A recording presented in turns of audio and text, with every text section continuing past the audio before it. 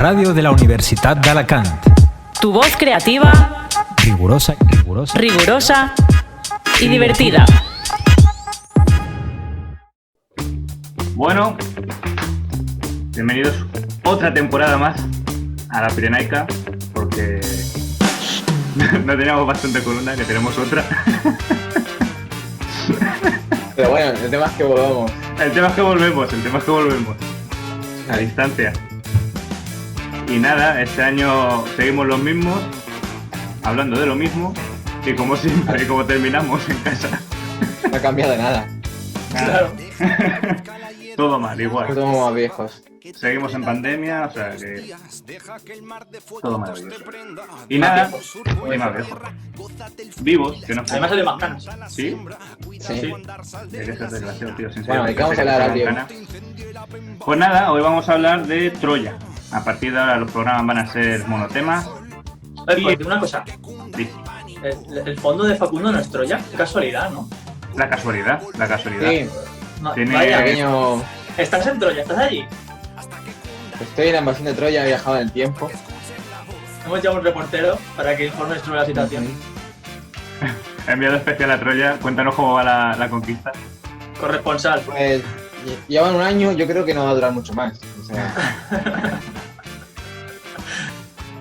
La Troya, la Israel de la antigüedad. ¿Existió o no existió? eso lo veremos hoy. Claro, eso lo veremos hoy. Hoy vamos a hablar, de hecho, bueno, voy a empezar yo con la mitología.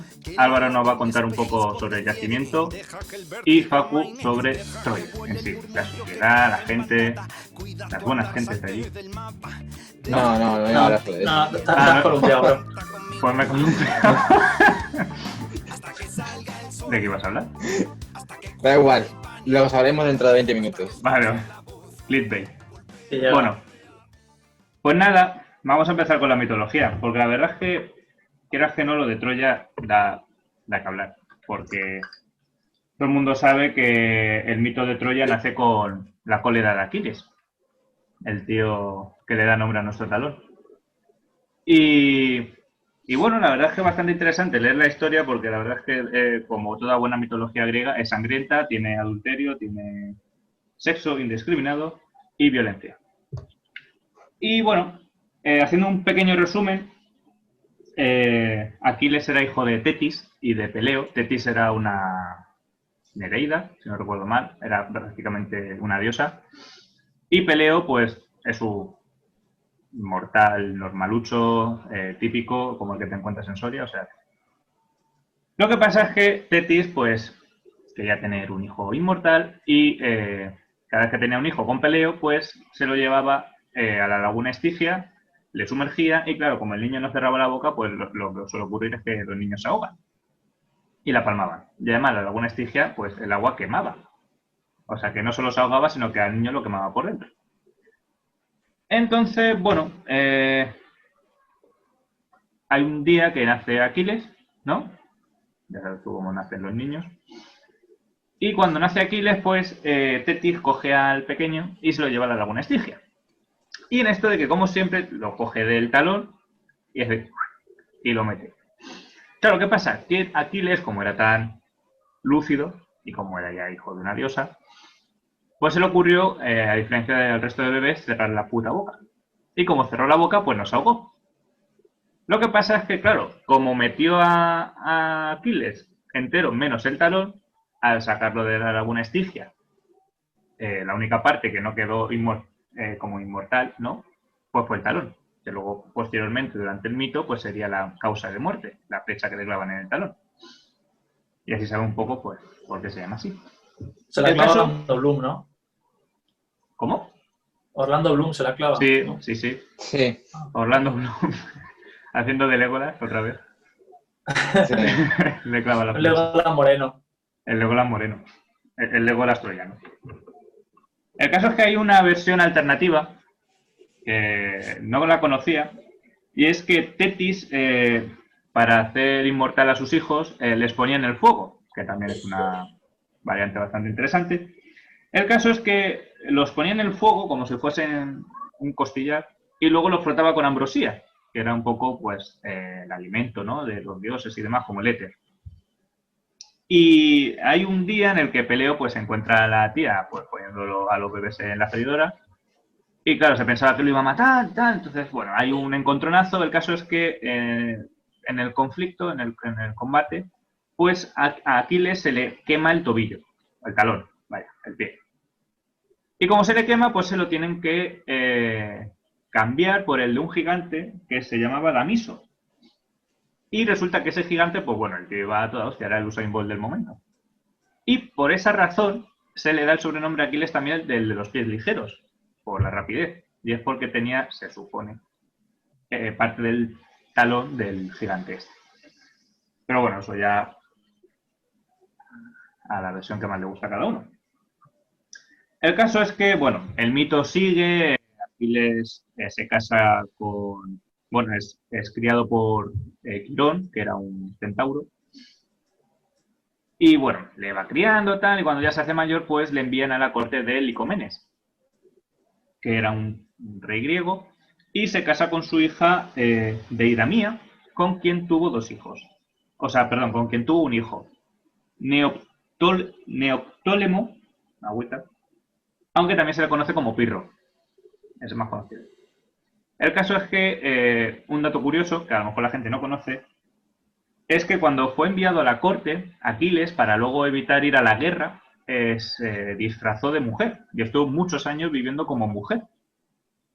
El caso es que al final Odiseo, Ulises, para los romanos, pues fue el culpable, bueno, el culpable, fue el que le desenmascaró y dijo, que este tío es Aquiles, que hay que ir a la guerra, lo tenemos que mandar. Y fue por eso por lo que fue a la guerra, pero en un principio no quería ir y el tío se transvestía, digamos, se vestía de mujer. El caso es que una vez que fue a la guerra, pues el tío se convirtió en un héroe, pues ya me contaréis, ¿no? Está Brad Pitt siendo Aquiles, pues ya, pues eso, estaba todo aquello ganadísimo, estaba hecho.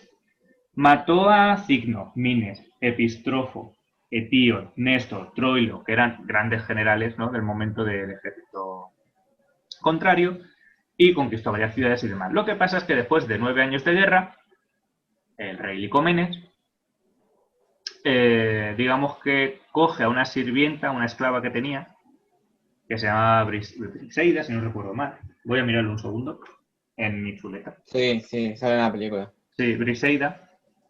Y la expulsa. La deporta, hace devolución en caliente y aquí no pasa nada. Y Aquiles pues se enfada bastante y dice, pues paro de luchar, me voy a mi casa y que te den por culo. Claro, ¿qué pasa? Que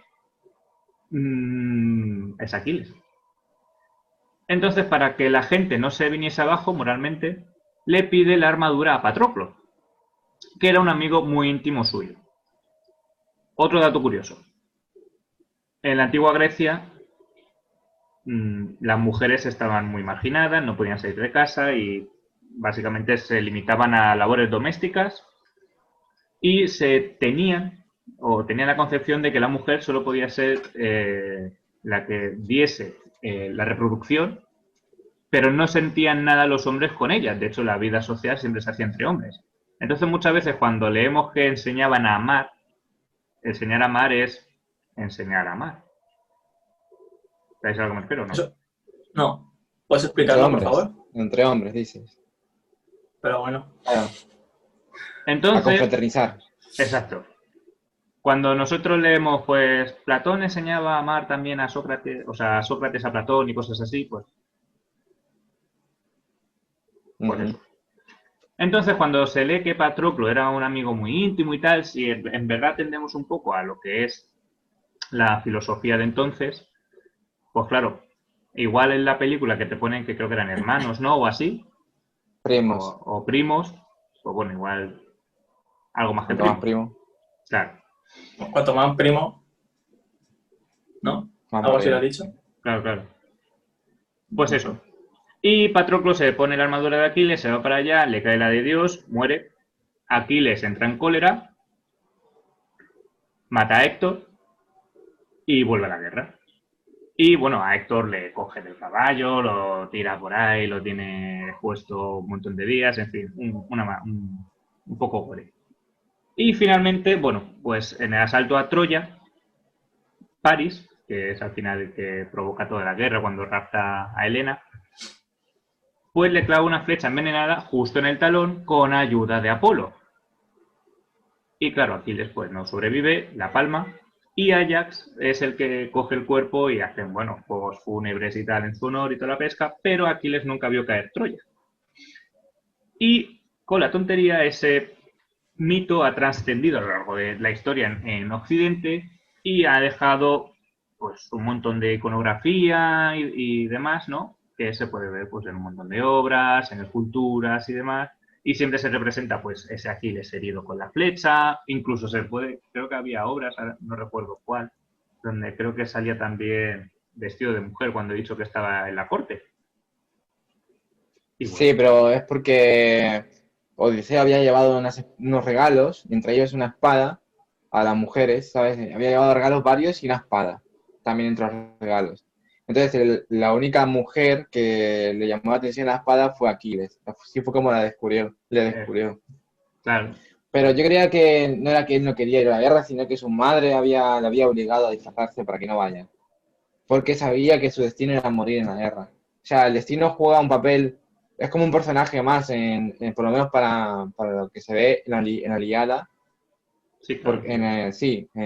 Porque está todo destinado, ¿no? La muerte de Patroclo, la muerte de Héctor y la muerte de Aquiles. Sí, bueno. El caso es que no ir a la guerra. Sí, Pero sí, a ver, claro, pero sí, Tetis juega el papel ese del destino y tal.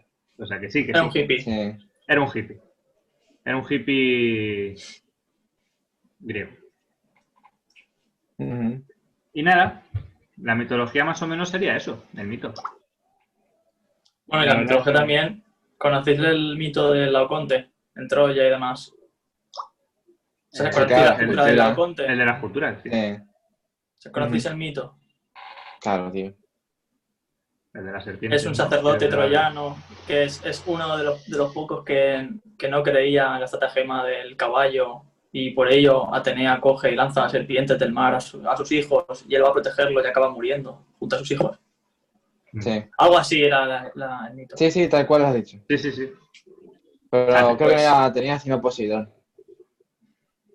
Yo he leído de Ah. Atenea y también de otros, pero al Yo final creo no que me era queda claro. Poseidón, pero porque habían ofendido a los dioses o algo así. Hombre, O sea Ate- puede que ser. la flecha que mató a Aquiles era porque Aquiles había ofendido a Apolo y luego lo de el Laoconte creo que habían ofendido a Poseidón. sí, Atenea es la que ayuda a Aquiles a matar a Héctor también. Puede ser, pero Sí, como sí. Atenea estaba del lado de Los griegos. estos, claro. Sí. Entonces, bueno, ¿has acabado ya, Adri? Yo sí, yo ya el siguiente. Pues voy a intentar ir rapidito. Venga. Bueno, mi parte es Arqueología. arqueología. Y bueno, muchos saben o no que Schliemann fue el que inició las excavaciones. Estuvo excavando desde 1870 a 1890, hizo varios sondeos. Y gracias a esos sondeos descubrió, bueno, antes de los sondeos se documentó con relatos de Homero. Y más o menos. Se dice que Sliman se sabía la Ilíada y la Odisea de memoria. Sí, de hecho excavó Troya y también excavó Micenas y otras ciudades propias de ciudades homéricas que salen en los relatos de Homero. Pero hablando de la de Troya, situó Troya finalmente en la colina de Gisarlik, en Anatolia, justo en el estrecho de Dardanelos. Con varios sondeos, como he dicho, se sale a la luz que se descubre un asentamiento que tiene varias fases de ocupación. En total son unas 10 fases, desde la 0 a la 9, a fase 9. La fase 9 ya obviamente es la última. Claro. Entonces, el sitio es interesante de estudiar porque se encuentra en un lugar muy estratégico. Se encuentra en la entrada, digamos, en un estrecho, en la entrada al Mar Negro, que era para los que sabemos más o menos, el mar siempre ha sido una autovía, una autopista de comunicación cultural y económica. La M40 Y de momento. era muy importante esa zona, además una colina que controlaba, y encima estaban en una bahía, en una zona bastante propicia para el fondeo de barcos, bastante poco profunda, y estaba pues en una muy buena posición estratégica. Entonces, como he dicho, son varias fases.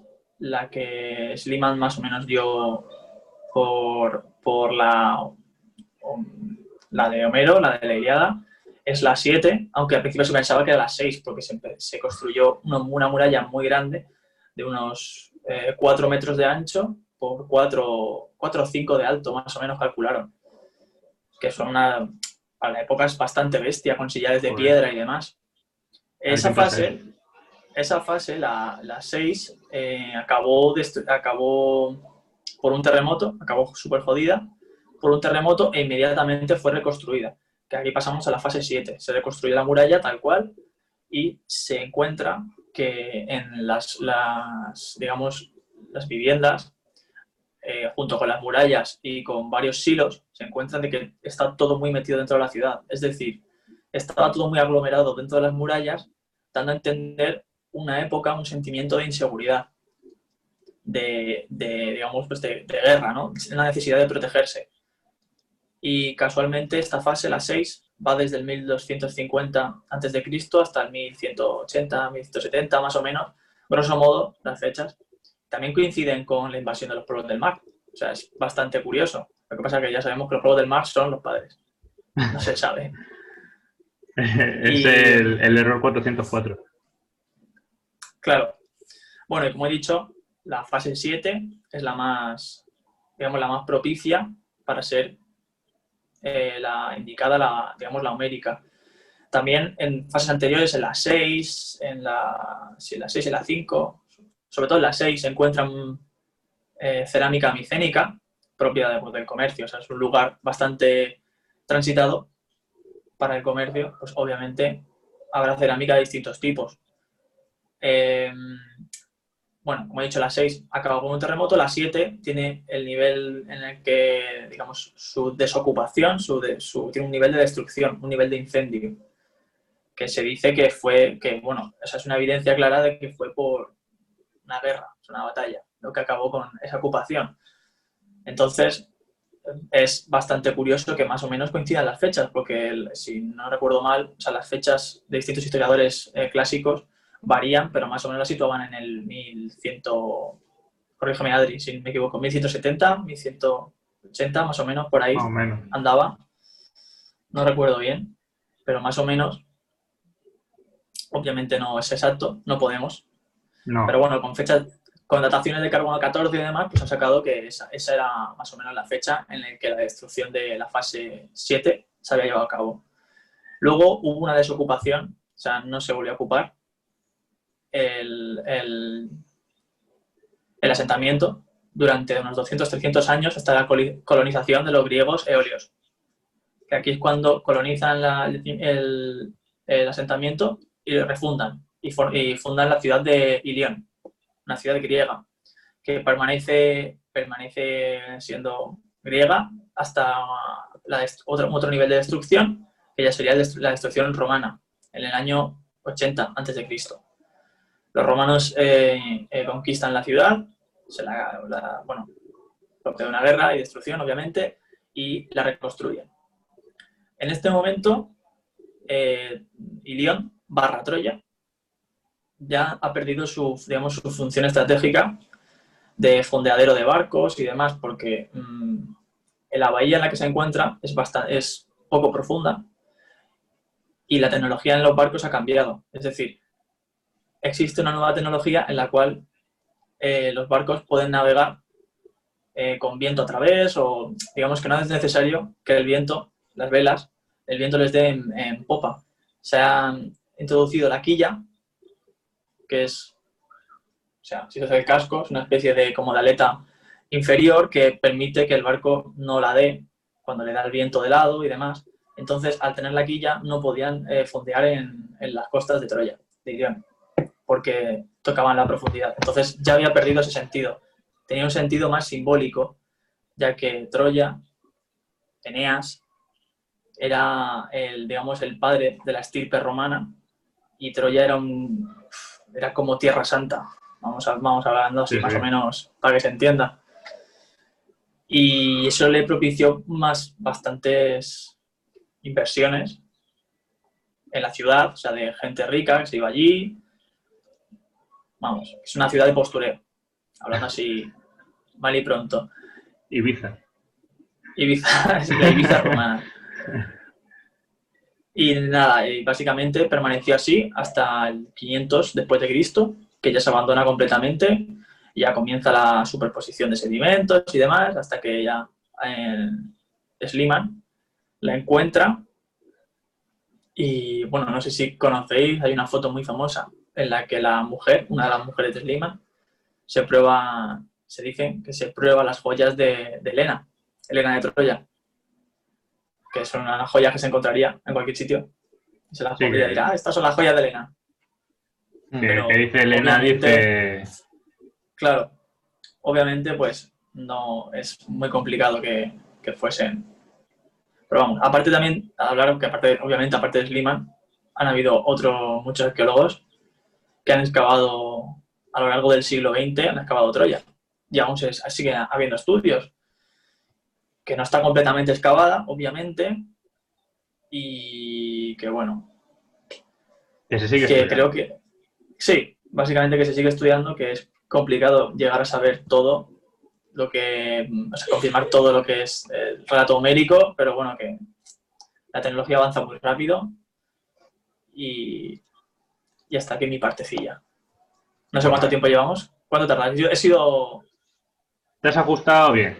Vale, Vamos a hacer ahora 21 minutos, o sea que... perfecto. Facu, Vale, pero ¿te acabas. suena lo de la máscara de Agamenón y tal, Álvaro? Sí, sí, pero que no se sabe si es Agamenón. Sí. Se dijo que era Agamenón, pero Sí, pero vamos, que la venden como, bueno, la venden, la- la la- mencionan como si fuese original de sí. Agamenón, que fue uno de los héroes de la Ilíada. Es que eso es igual que las joyas de Elena. Es que en esa época, no sé, bueno, también está más o menos en la época hasta jugar Carter y demás. Es como que floreció mucho la búsqueda de tesoros y artefactos antiguos de personajes ilustres que pudiesen, ¿sabes? Pero luego, Es que entre Troya y Tutankamón, claro, podríamos ¿Y qué? contar. Tutankamón. Tutankamón, jugar Carter. Howard Carter, cuando descubrió la tumba de Tutankamón, fue lo mismo. Abrió la esta y dijo, hostia, pues para adelante. Que luego la palma. Pero bueno, Yo creo que fue descubierta por Schliemann, esa, la máscara de ya. Agamenón. Ya. Sí, fue Schliemann. Sí, Sí, fue sí. Schliemann. Vale. Pues nada, yo voy a contaros mi parte, que es breve, que habla sobre la influencia, como no ha sido poca, de Troya.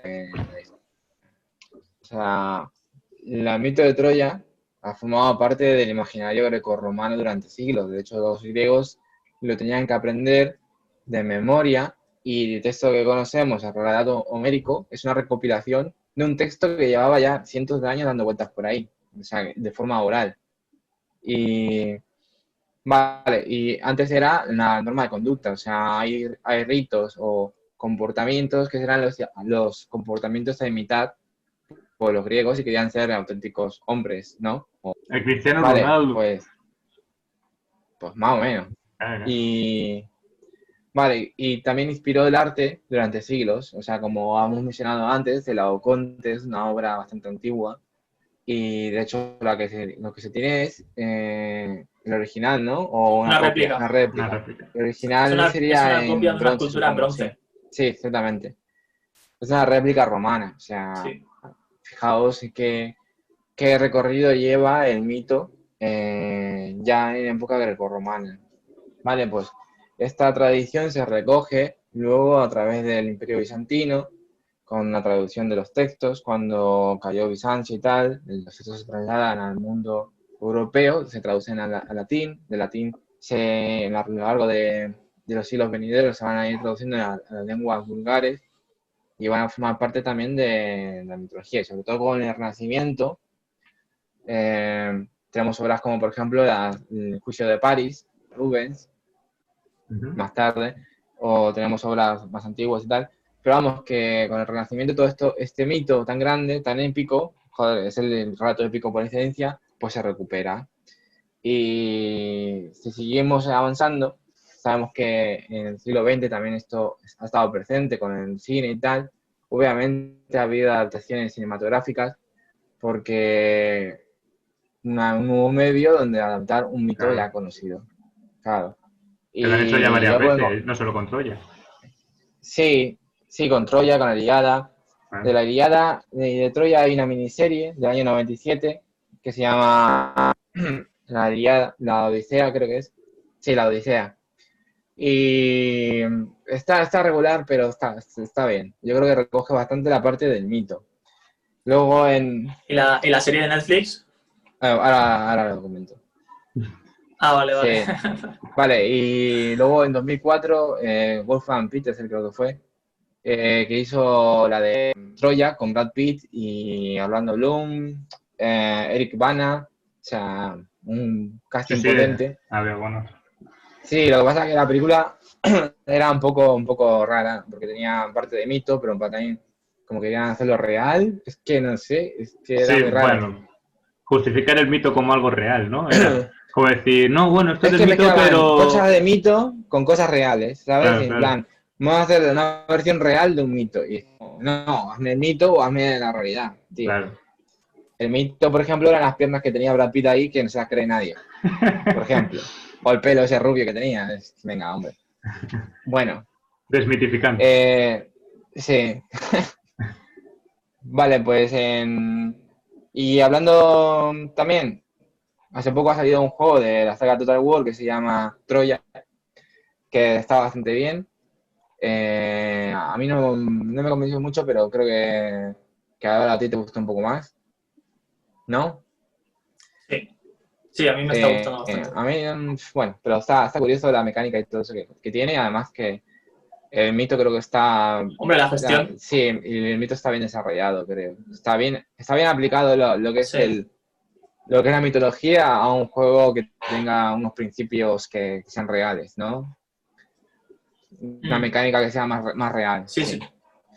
Y Además, la gestión de recursos y demás, a mí me gusta bastante. claro, porque tienes eso A por ver, una parte y luego tienes a los héroes. es mejorable. Sí. Tienes esa parte de gestión y Es luego mejorable. tienes la parte de los héroes, ¿no? La épica Sí. y la gestión de un Sí, también imperio. hay... Me parece curioso que te dice, hay unidades míticas, unidades mitológicas, y te piensas que te hace un cíclope o no sé qué, pero no, son humanos, simplemente a lo mejor con una cabeza de toro puesta, Sí. ¿sabes? Que no es, que lo que te dice ahí es que este es un centauro, minotauro, no sé qué, y no son humanos, simplemente con vestimentas especiales. Claro, de hecho hay una O sea, que mezclan ahí un parte poco del el mito y mito la que se ha realidad. deformado y o sea, una parte de los hechos que se han deformado han devenido mitos, ¿no? Como, caray, pues el caballo de Troya se piensa que es un hipoi, que es el barco con cabeza de caballo, que lo que regalaron en verdad a los troyanos fue un barco, no un caballo, tío. No, Ya. es una de las ideas que se tiene. Y bueno, pues el troyano, que es un virus que viene que tiene una presentación, tú te lo aceptas, te lo instalas y luego en realidad te está metiendo ahí una ciertas cosas que te espían o te roban o lo que sea. Ahí es cuando María sí que te conoce. Sí. Ahí sí que te conoce. Conocerte. Vale, y para terminar, pues como lo has mencionado, bueno, el caballo de la película de Troya está en Sanakale, que es una ciudad turca, ahí en los Dardanelos, y está bastante bonito, está en el malecón de la ciudad y está que flipas. Qué guay. Vale, pues para finalizar la serie de Netflix, que ha sido un despropósito porque no tiene sentido, los actores son muy malos, te meten personas de diversidad cuando no pintan nada, te meten feminismo cuando ahí la mujer ni pinchaba, ni cortaba, ni hacía nada, ¿sabes? O sea, que lo retraten como una época que era así, con sus pros y sus contras, sobre todo sus contras, tío, pero no me inventes aquí un rato. No lo sé, para mí no pinta nada, o sea, hay mucho de sacar de diversidad o lo que tú quieras, pero ahí no hay donde sacar. Ya aguanté medio capítulo, ¿eh? De esa serie. Sí, es que es infumable, además, No aparte que es más. malísima, porque si por lo menos los actores fuesen, no lo sé, o sea... Estaba ya no sé el si habéis visto Me Too y Black Lives Matter en Troya. Claro, pero por ejemplo, la segunda temporada de Umbrella Academy meten el BLM pero lo meten súper bien hecho. ¿La habéis visto la segunda temporada? ¿De qué? Estoy viendo la primera. De Umbrella Academy. Meten Sí, el entiendo. tema del BDM, lo meten, pero perfecto. Y en cambio, meterlo con Cansador no funciona, pero por mucho que tu causa sea noble o lo que sea, si no escribes un buen guión para justificar que esté ahí, es que no va a funcionar. Y al final hace más daño que bien, creo yo. Y bueno, pues nada, y con eso acabo. No, yo iba a añadir el tema de que lo ha dicho Facu, de la importancia de Troya en las civilizaciones anteriores, que esa es la Eneida de Roma que Augusto mandó crear a Virgilio para justificar el origen de la estirpe romana, lo que he dicho claro, antes. Sí, de hecho, en época medieval aún había familias, incluso británicas, que decían que su antepasado venía de la época de... De Troya. Sí, Sí. era algo como que legitimaba mucho eso a la persona, el venir de Troya, antepasado de troyano. Sí. Se le caían las bragas a la gente, si decías eso. Hola, guapa, mi abuelo era de Troya. En fin. Llevaba una llama en la película. Sí. Bueno, Bueno, pues nada, primer programa finiquitado. Esperemos que os haya gustado y nos vemos ya para el siguiente, que tratará sobre mongoles. Hacemos Nosotros. clickbait, claro, hacemos clickbait y ya el que quiera que lo vea. Bueno, Sobre pues además. saludos.